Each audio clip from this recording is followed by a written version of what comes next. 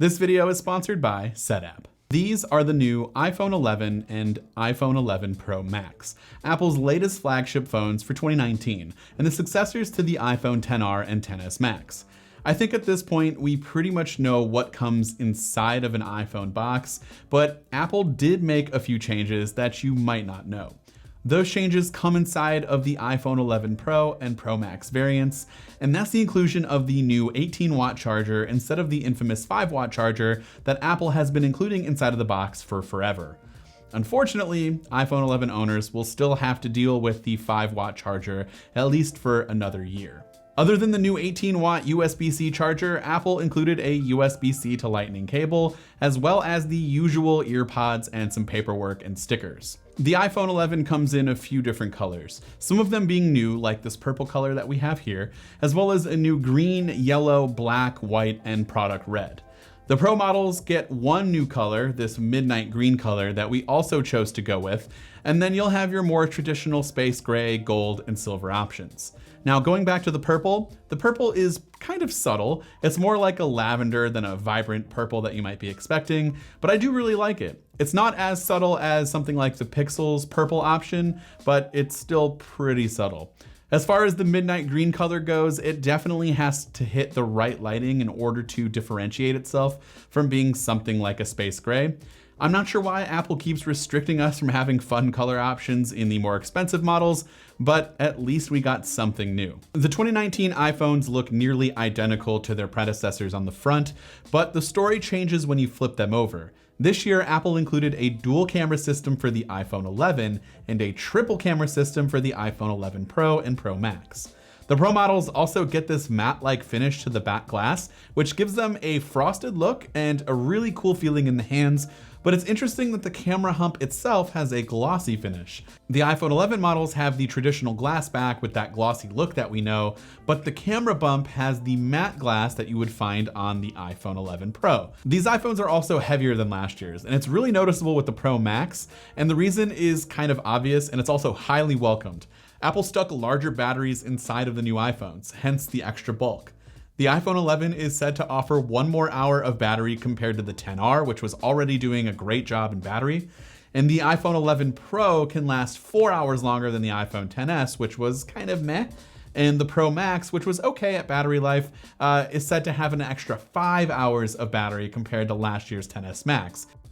All right, enough about the look and feel of these new iPhones, and let's just talk about what's new with the 2019 versions, and we'll start with the glaringly obvious, the cameras. The newest lens that you'll find on the iPhone 11 and 11 Pro is the ultra wide angle lens, and we'll do a more in-depth camera video as well as some comparisons to other phones in the near future. But for now, here's a photo of the difference compared to the standard wide angle lens that's also found on these phones.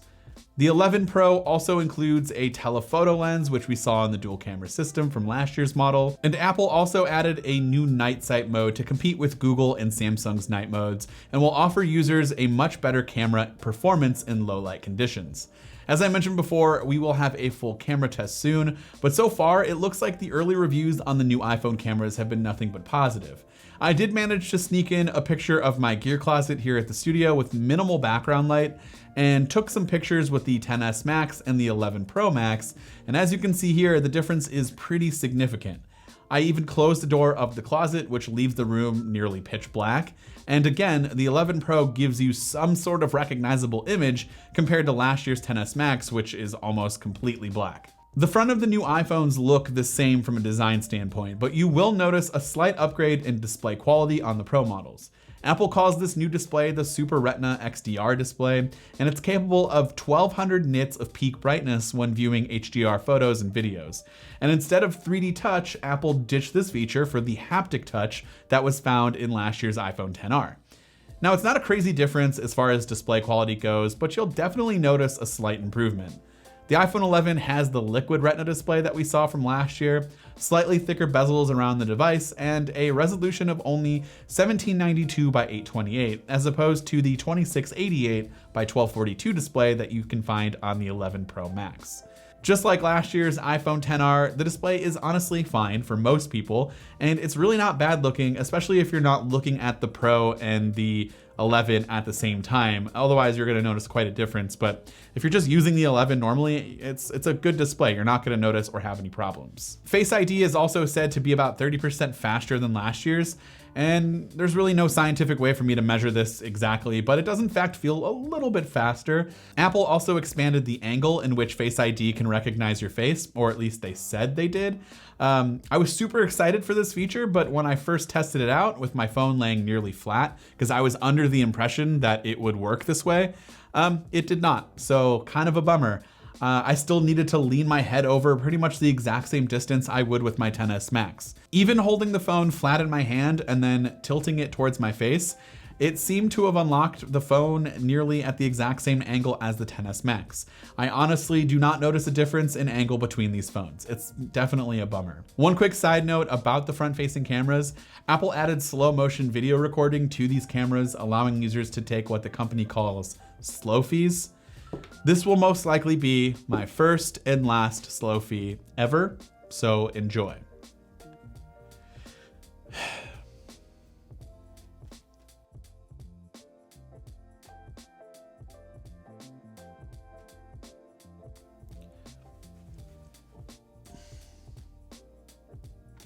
That probably would have been cooler if I had long hair. The rest of the phone's changes come on the inside and from software. The most notable hardware difference is the new A13 Bionic chip and the graphic improvements that Apple made for this year's iPhone. The phone feels just as snappy and as fast as last year's, so it's really hard for me to tell you about how much better the performance is right now, especially right out of the box with a clean iPhone. But performance is something that I'm never really worried about when it comes to buying a high-end Apple device anyways. Software-wise, these phones ship with the latest version of iOS, iOS 13, which actually just dropped yesterday, and we released a ton of content over the last couple of months, as well as a couple of new videos on tips and tricks that you should know or features that you should know about iOS 13. So if you want to check those out, click on the card here in the top right corner of this video, and you can get up to speed on what's new with iOS 13. It's definitely one of my favorite updates so far, with so many great features added to the Photos app, Maps, and of course the system-wide dark mode. So yeah, the 2019 iPhones. It might seem like a small update because by all accounts, it kind of is, except for the camera, which is shaping up to be a massive update. So be sure to subscribe to the channel so you don't miss our full camera coverage coming very soon. And of course, let us know your thoughts on these iPhones in the comments section down below. Before we end today's video, I do want to tell you more about this month's channel sponsor, SetApp. SetApp is one of the best places to find new and useful applications for your Mac. SetApp packs over 150 Mac apps into just one.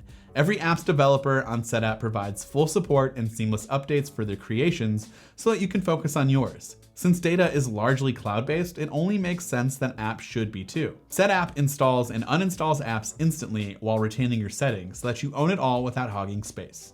There are so many useful applications that I use on a daily basis, like Paste, Sip, Downy, and much more, with new apps being added constantly, as well as consistent free updates to existing applications. Use SetApp completely free for the first week to see if it fits with your workflow by clicking the link in the description down below. This has been Dan with MacRumors. Thanks so much for watching, and I hope to see you around in the next video.